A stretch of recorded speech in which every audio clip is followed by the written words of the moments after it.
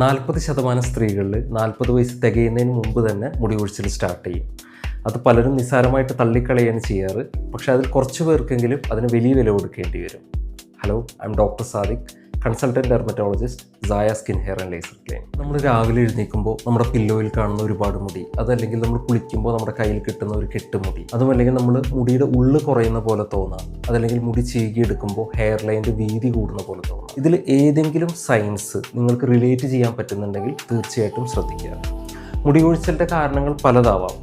ചിലപ്പോൾ നമുക്ക് thyroid disorder, iron deficiency, vitamin D deficiency, പ്രസവാനന്തരമുള്ള hormonal change, stress, PCOS, crash diet, അങ്ങനെ പല കാരണത്താൽ നമുക്ക് മുടി കൊഴിച്ചിലുണ്ടാവാം.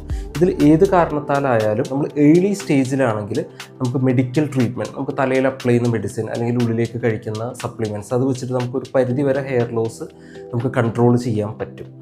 അതിൻ്റെ ചിലവ് കുറവുമാണ്. ഇനി later stage or advanced stage, നമ്മുടെ മുടിയുടെ കട്ടി കുറഞ്ഞു, നമ്മുടെ തലയോട്ടി അഥവാ സ്കാൽപ്പ് വിസിബിൾ ആവാൻ തുടങ്ങി. ആ സ്റ്റേജിൽ നമുക്ക് ചിലപ്പോൾ മെഡിക്കൽ ട്രീറ്റ്മെൻറ്റ് കൊണ്ട് മാത്രം മുടി കൊഴിച്ചിൽ നിർത്താൻ പറ്റിയെന്ന് വരില്ല. അപ്പോൾ നമ്മൾ കുറച്ച് പ്രൊസീജിയർ അതിൽ ആഡ് ചെയ്യേണ്ടി വരും. Like PRP, GFC, IPRF, scalp, multiple kind of procedures ഉണ്ട്. അത് മെഡിക്കൽ ട്രീറ്റ്മെൻറ്റിൻ്റെ കൂടെ തന്നെ നമ്മളത് ചെയ്തിട്ട് ഹെയറിൻ്റെ കട്ടി കൂട്ടിയെടുക്കാൻ പറ്റും. പക്ഷേ അത് ചിലവ് കൂടിയ ട്രീറ്റ്മെൻറ്റ്സ് ആയി. അതുകൊണ്ട് മുടി കൊഴിച്ചിൽ നമ്മൾ തുടങ്ങുമ്പോൾ അതിനെ നിസ്സാരമായിട്ട് കാണാതെ ഏർലി ആയിട്ട് തന്നെ മെഡിക്കൽ അഡ്വൈസ് തേടുക. അങ്ങനെയാണെങ്കിൽ നമുക്ക് ചുരുങ്ങിയ ചിലവിൽ തന്നെ അത് ട്രീറ്റ് ചെയ്ത് ഭേദമാക്കാൻ പറ്റും. അതല്ലെങ്കിൽ വലിയ വില കൊടുത്തിട്ട് അത് ട്രീറ്റ് ചെയ്യേണ്ടി വരും.